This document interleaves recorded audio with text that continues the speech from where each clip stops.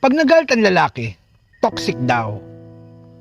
Pag nagpakita ng takot, duwag yan. Pag nag-set ng boundaries ang lalaki, insecure daw.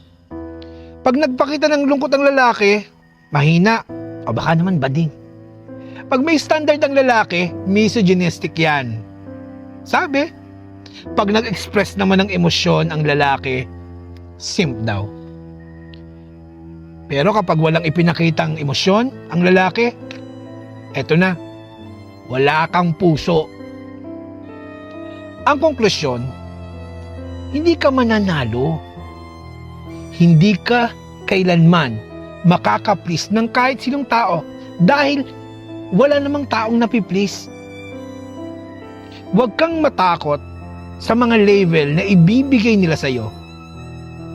Gawin mo lang kung anong tama para sa pamilya mo at sa lumikha sa'yo. Wala nang iba pang mahalaga.